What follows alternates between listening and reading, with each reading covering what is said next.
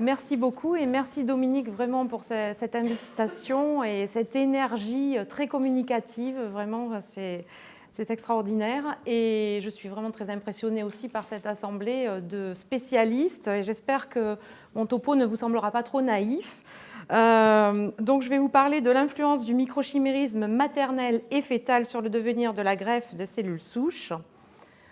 Comme vous le savez certainement, le placenta n'est pas totalement hermétique et laisse passer des cellules fœtales qui vont vers la circulation maternelle et inversement des cellules maternelles qui vont vers la circulation fœtale.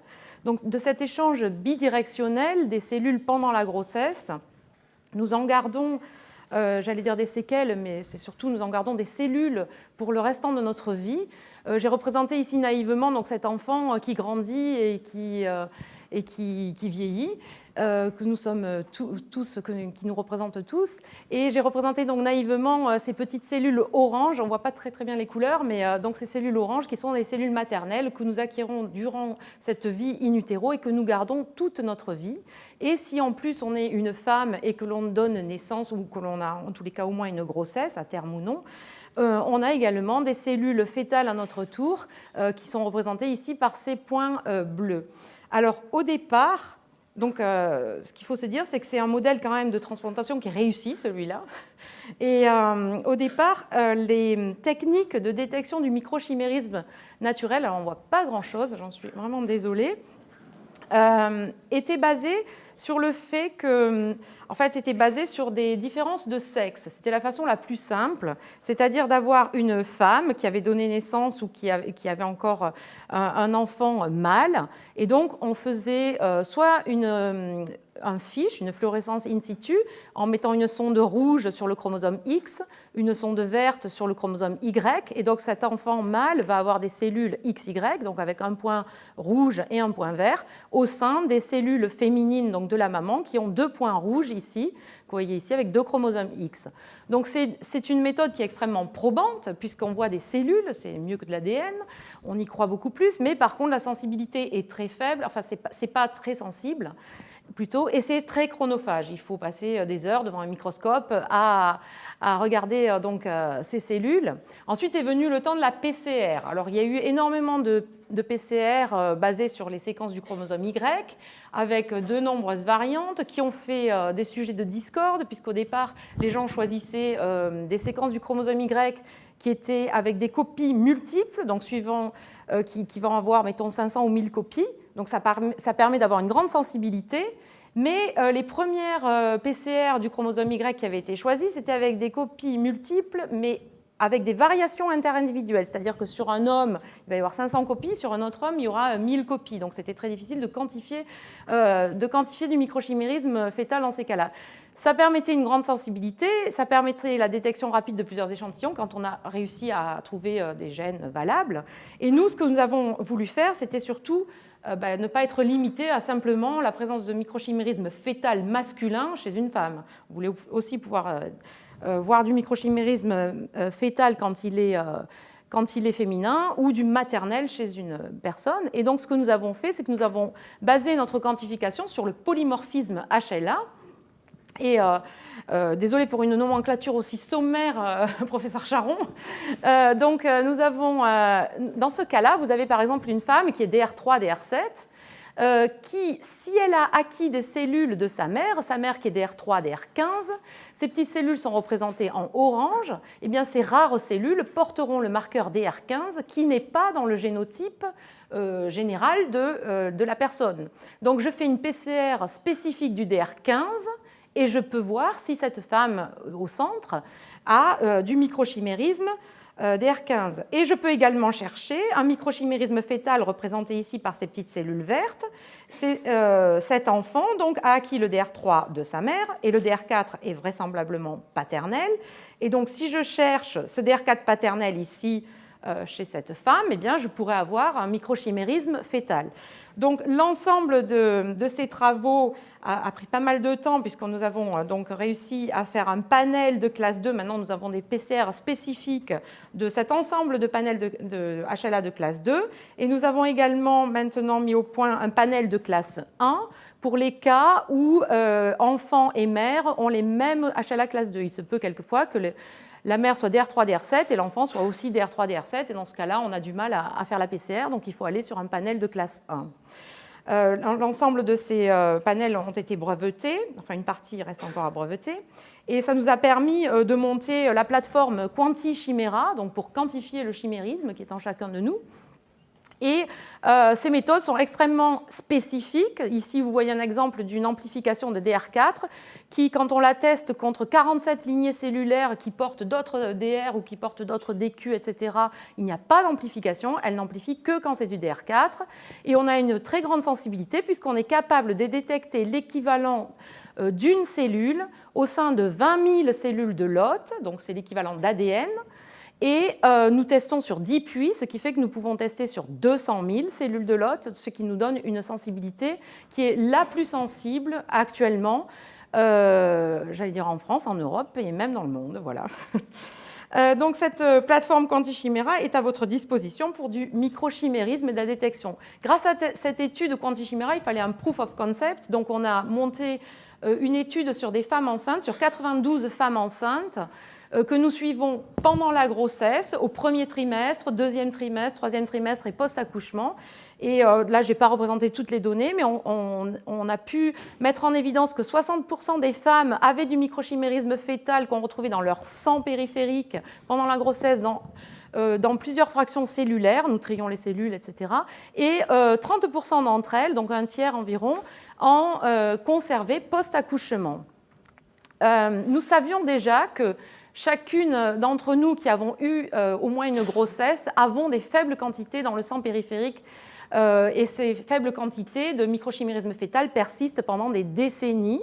Et ce qui est très intéressant, c'est qu'elles sont dans tous les types cellulaires, c'est-à-dire qu'elles sont dans les lymphocytes B, les lymphocytes T, les monocytes. Donc, ça présume que les cellules qui passent au moment de la grossesse sont des cellules souches hématopoïétiques. Et on sait également que si l'on prend la moelle osseuse de femmes qui ont eu des enfants, et bon, toujours là, le plus facile, c'est de faire du FISH, c'est de prendre cette moelle osseuse de femmes qui ont eu des enfants mâles, donc, et on va retrouver au niveau des cellules souches mésenchymateuses de la moelle osseuse donc des cellules fœtales. Alors, quels sont les facteurs qui influencent, qui vont faire qu'une femme va laisser passer plus de microchimérisme qu'une autre? Eh bien, contrairement à ce qu'on croit, ce n'est pas le nombre de grossesses. Ce n'est pas parce qu'on a eu plus d'enfants que l'on a plus, en quantité, je parle, plus de microchimérisme. On aura certainement une diversité de microchimérisme, avec un qui aura le marqueur paternel d'un haplotype, puis l'autre marqueur paternel de l'autre haplotype, etc. Mais ce n'est vraiment pas ce qui influence. Ce qui influence, c'est la compatibilité HLA fœto-maternelle. Et ça fait vraiment penser à ce qu'on voit en transplantation de cellules souches, où quand on a un donneur qui est HLA homozygote de notre haplotype, il y a un risque de GVH et il y a vraiment une compatibilité HLA qui est très importante dans ce cas-là. Et c'est exactement ce qu'on voit, par exemple, chez les patients sclérodermiques. Ils ont très souvent un enfant qui est HLA compatible, qui va avoir exactement le même HLA que la personne ou qui va être homozygote pour l'haplotype de la mère. Ensuite, ce que nous venons récemment de publier dans Frontiers in Immunology, c'est que le HLA-G a vraisemblablement aussi une influence. Être un fort producteur de HLA-G soluble ou être un faible producteur de HLA-G soluble va contribuer à un passage du microchimérisme. Et en l'occurrence, les patientes sclérodermiques sont des faibles productrices de HLA-G soluble sans que pour autant elles aient de polymorphisme particulier. Et celles qui sont les plus faibles productrices de HLA-G soluble sont celles qui gardent, il y a une corrélation, sont celles qui gardent le plus de microchimérisme fœtal. Ensuite, évidemment, l'accouchement par césarienne, ce qui paraît assez logique, c'est une forme de passage plus accru. Et ce que je disais tout à l'heure, donc ce n'est pas le nombre de grossesses qui va faire une quantité plus forte de microchimérisme, mais c'est une grossesse qui n'arrive pas à terme, une fausse couche ou une IVG qui vont laisser plus de traces, on va dire.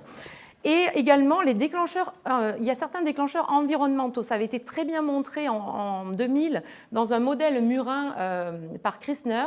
C'est-à-dire que le microchimérisme fœtal, chez la souris, si on lui injecte du chlorure de vinyle, eh bien, ce microchimérisme fœtal va augmenter.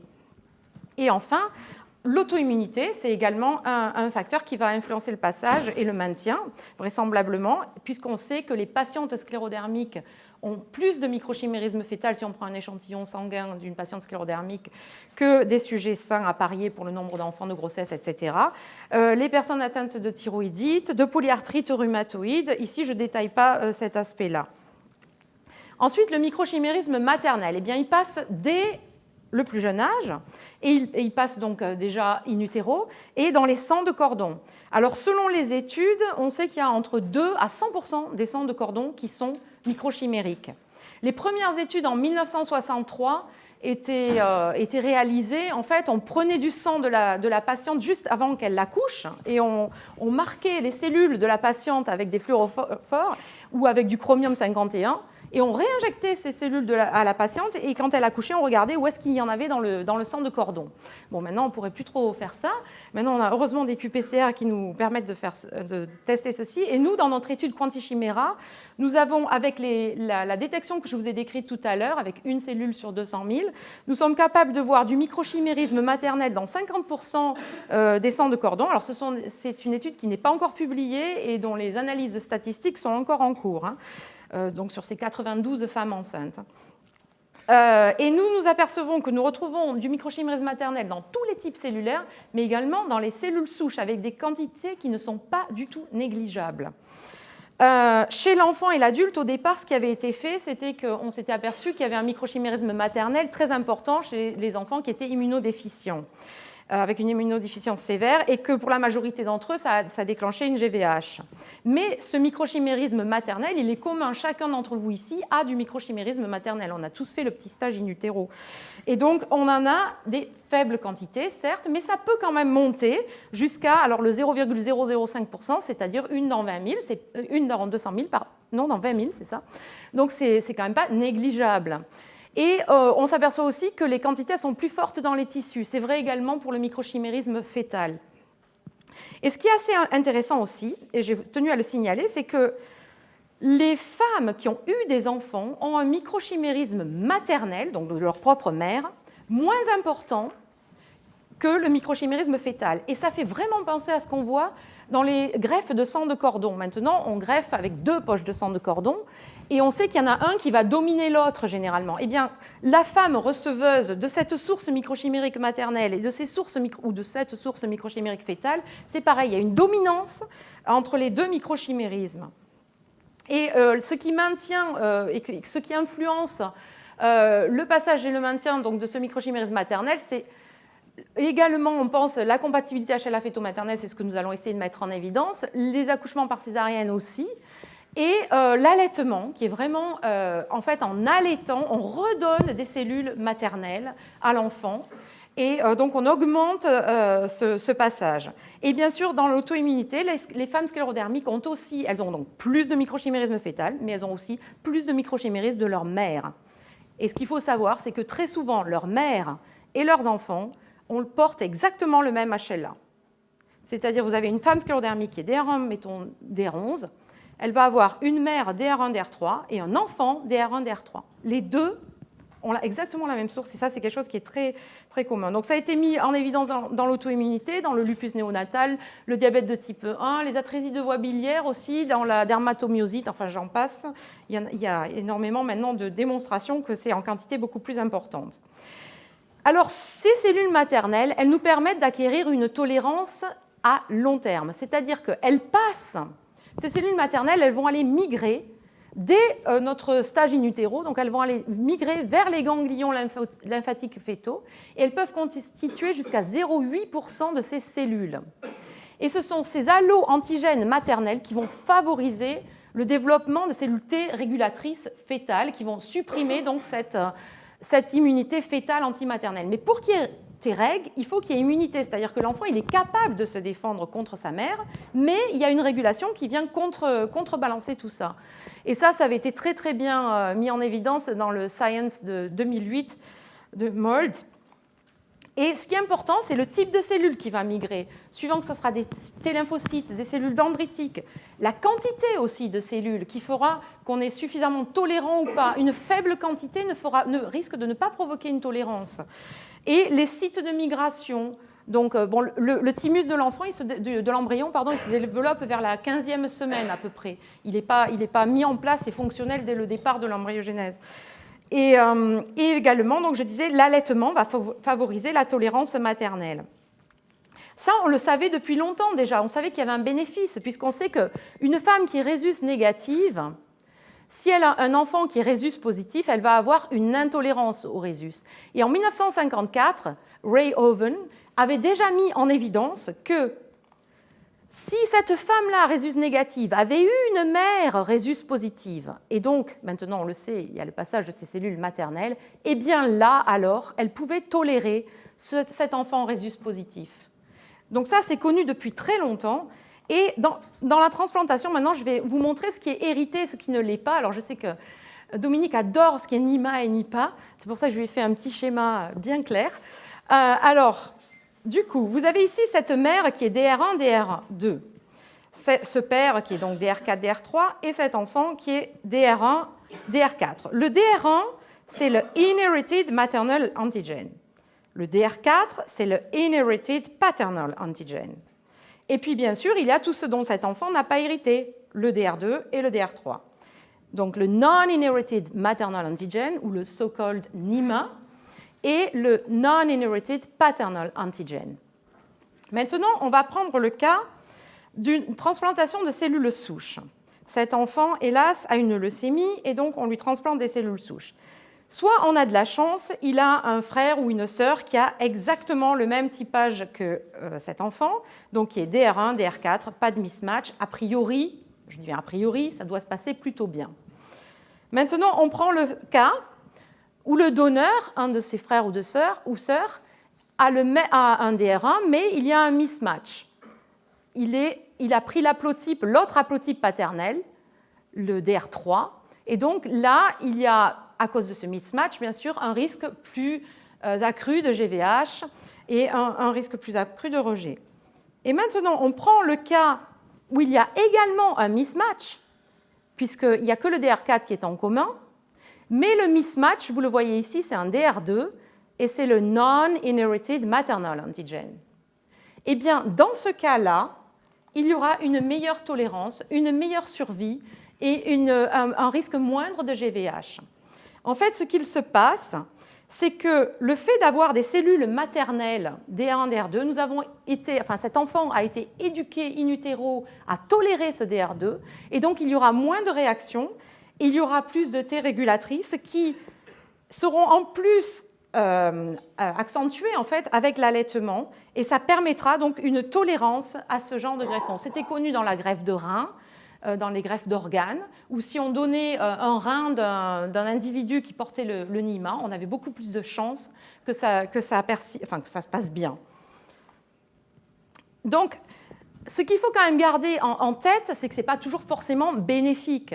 Ce microchimérisme naturel, on l'a vu là, il est maternel, il induit une tolérance, donc du coup, on a des exemples où on aura une meilleure tolérance chez les receveurs de greffe maternelle versus les receveurs de greffe paternelle. Mais quelquefois, le microchimérisme naturel peut aussi augmenter le risque de GVH. Par exemple, si le donneur est une femme qui a eu des enfants, il y aura la présence de cellules fétales, et on le sait que chez les femmes, si le donneur est une femme ayant eu des enfants, eh bien, le risque est augmenté de GVH. Donc il faut vraiment le calculer, ce risque. Ça n'est pas automatiquement bénéfique. Et je voudrais finir donc sur la transplantation des cellules souches et comment est-ce qu'on peut utiliser aussi cet effet entre guillemets bénéfique et néfaste. Eh bien, ici, vous avez ce sang de cordon, représenté vraiment naïvement, où ce sang de cordon dont le bébé donc, est DR1, DR3, et qu'on va donc transplanter à cet enfant qui est DR3, DR2. Donc, il y a un mismatch, mais vous le savez, l'avantage des sangs de cordon, c'est qu'il y a peu de rechute de la maladie et peu de GVH. Et on pense vraiment que ça vient du fait que les sangs de cordon, ils ne sont pas que naïfs, mais ils ont aussi la présence de ces cellules maternelles. Et si la mère de ce sang de cordon était DR2, elle ne l'a pas donné à ce sang de cordon, mais ce sang de cordon a appris à être tolérant au NIMA, et donc il a appris à ne pas combattre le DR2, et à ne pas attaquer le DR2. Et donc, on a généralement, et ça a été bien mis en évidence par John Van Hood en 2009 et par d'autres études que j'ai citées ici, c'est que si le mismatch est égal au NIMA du sang de cordon, si vous m'avez suivi jusque-là, eh bien, le taux de rechute sera plus faible, on aura une meilleure survie. Il faut en prendre également le côté positif, c'est que cette mère, qui est DR1, DR2 de ce sang de cordon, elle a également rencontré quelque chose qui est étranger pour elle, des DR3. Et donc, on a des cellules maternelles qui ont une activité anti-DR3, anti-inherited paternal antigen. Et du coup, ça peut être très utile si le receveur porte également le DR3, puisque ça fait un graft versus leukemia. Et du coup, matcher pour le IPA, inherited paternal antigen du sang de cordon, eh bien, ça peut faire un taux de rechute plus faible et une meilleure survie. C'est ce qui avait été également mis en évidence par le roi du NIMA, qui est John Van Hood, en 2012 dans PNAS. Donc, est-ce que ça pourrait changer notre façon d'envisager les thérapies cellulaires? Est-ce qu'il ne faudrait pas quantifier ce microchimérisme naturel du donneur et du receveur avant la transplantation? Parce que dans l'exemple que je vous ai donné tout à l'heure, où le donneur portait le NIMA, si je veux chercher la présence chez cet individu de cellules du donneur, de cellules de la greffe, je risque de me méprendre avec ses propres cellules maternelles à cet individu. Et donc, il faut vraiment faire avant et après transplantation, notamment dans le cas où le donneur est un membre de famille, mais pas que. Il y a des études donc, où on essaie de trouver des donneurs allogéniques, mais qui portent le NIMA. Après, quel tissu faudrait-il tester? Est-ce que le sang serait suffisant, puisqu'on sait que chez chacun des individus, ça peut également aller se cacher dans la moelle osseuse, etc. Donc, il faudrait peut-être tester plus, et là, ça devient plus compliqué. Mais déjà... Et du coup, privilégier comme donneur un frère ou une sœur qui porte le NIMA. Donc, ce microchimérisme naturel, qu'il soit fœtal, maternel, je n'ai pas parlé du microchimérisme de jumeaux qui viendrait également là-dedans, c'est vraiment un modèle naturel de transplantation réussi. Et ce qu'il faut voir, c'est ce que j'avais représenté ici dans cette revue, c'est que chaque personne est une mosaïque. On n'a pas juste un type de cellule en nous, on n'est pas juste un génome, on en a plein, et c'est pour ça qu'on est microchimérique. Nous sommes tous des microchimères. Et si on est une femme, eh bien, on est complètement... là, on a des cellules de notre mère, de nos 3 enfants, peut-être si elle avait un jumeau en plus, etc. C'est vraiment pas du tout la même façon d'envisager les choses, et ça peut peut-être nous permettre de changer cette vision. Et ce que nous avons reçu naturellement, en fait, nous façonne à vie. Et nous ne sommes pas tous égaux, on nous a complètement menti. Et donc, ça serait vraiment intéressant de connaître l'historique du receveur et l'historique du donneur, même jusqu'à des questions, de savoir s'il a été allaité, etc. Ça peut faire partie de... Donc, je vous remercie, et je remercie notre unité INSERM à Lumini, la région PACA qui m'a aidé financièrement à mettre en place cette plateforme Quantichiméra, le groupe francophone de recherche sur la sclérodermie et l'Association des sclérodermiques de France et notre université à Marseille. Merci beaucoup.